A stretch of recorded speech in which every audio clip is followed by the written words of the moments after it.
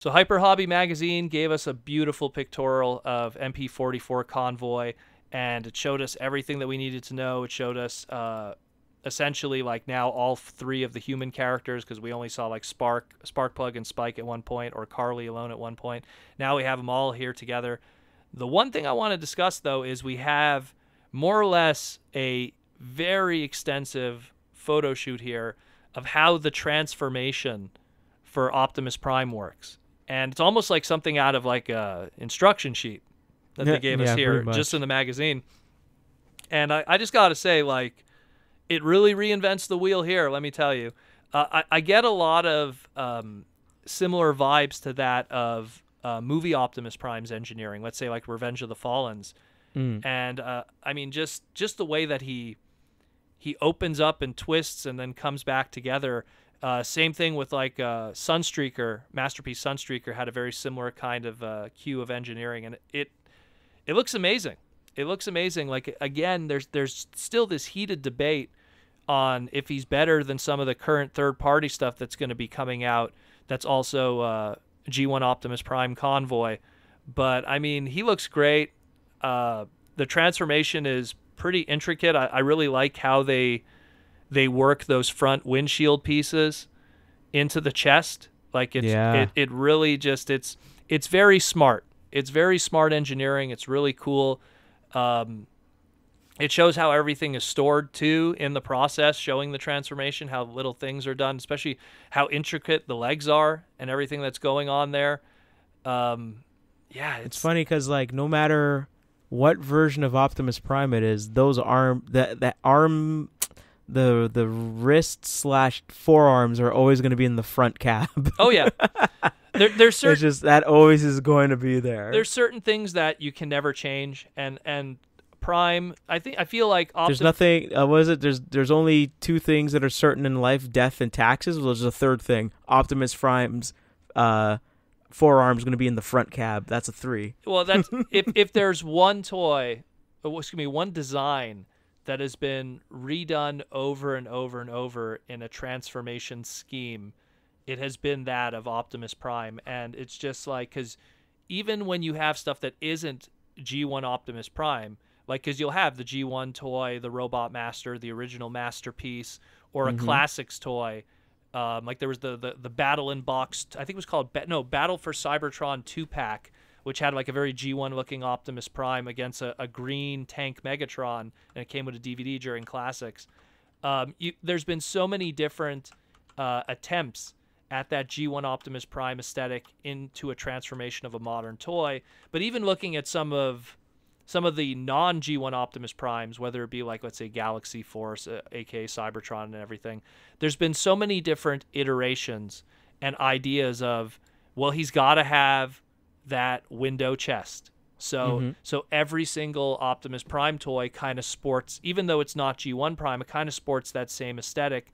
So they learn from that kind of journey with all those other toys, whether it be even animated, like, yeah, every single one of them had to kind of have a very similar kind of thing where the back of the truck cab becomes the legs. Somehow we got to work away that those windows on the front of the the vehicle have to find its way onto the chest somehow. Now, granted, there's a few exceptions to the rule, whether it be Laser Rod Optimus Prime or Armada Optimus Prime. But even in the case of Fire Convoy, like, they always somehow find a way to either if it's a faux chest or if it's a legitimate chest, it's that makes the front. It's always been interesting to see that journey, and now we see how they've somehow once again managed to work it out, and it looks great. I really like how, because I was actually at first thinking that they were going to go with some kind of fake chest. I thought they were going to go with some kind of like, this is a different windshield from the actual one. And, but in the end, I mean, when we saw how the inside of the cab works and the way they store the matrix and stuff, it's done an incredible job.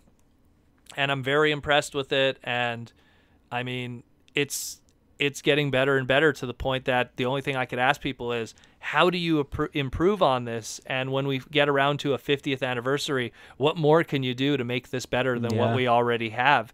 And I think that question was already asked within. Remember that article, that translated one with all the designers at Takara, and they're trying to improve on what they did with MP10 and push it beyond. And it felt, I felt reading that article. It honestly felt to me that like they were stumped. Yeah, you know. And I think we brought this up before when we were seeing the color versions of Optimus Prime, and then the prototype pictures, and it felt like I think they solved it. I think they've made an Optimus Prime I feel that's worth buying again, just to see what they did and how they did it.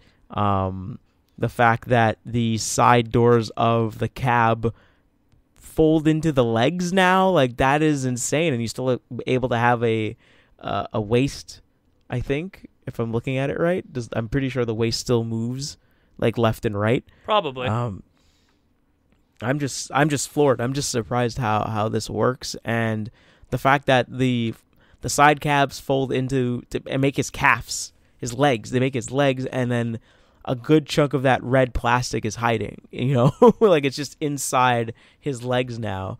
I was trying to see if his the front grill of the cab was the same as the abs when he's in robot mode, but no, it's obviously very different. I think the front grill molds into the backpack at this point. Like, it gets transformed into the backpack, and then the abs are underneath are in between the front wheels of the cab, basically, so they come up. Yeah, the grill abs really have to be more stylized and longer and kind of curved in a way, where the actual truck ones have to be more flat and realistic.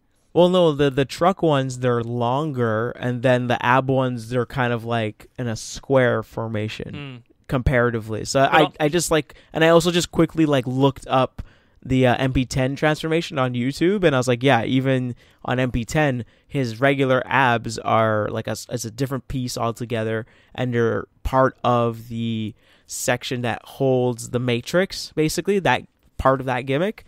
And that's a square ab kind of thing, and then the actual cab front part of the cab is like more of a rectangle. That's what I mean. Is more of a longer rectangle, basically. Well, one thing that I like the most about this is being someone who owns MP-01, being someone who owns MP-10, and someone who will be owning MP-44. I'm happy to see that all three Masterpiece toys have very different transformations. And it shows that evolution of how that works with Masterpiece Engineering, and how they really aren't just releasing the same product again with little tweaks here and there. This is a complete overhaul of the transformation from the previous MP10. So it's great, and I know that we're going to be discussing it more when we finally get it in hand and stuff, but definitely check out these images. They're on TFW all over the place. I'll obviously post little pieces of it here and there in the segment on the video on YouTube. But yeah, definitely check it out. This is really cool, and I'm excited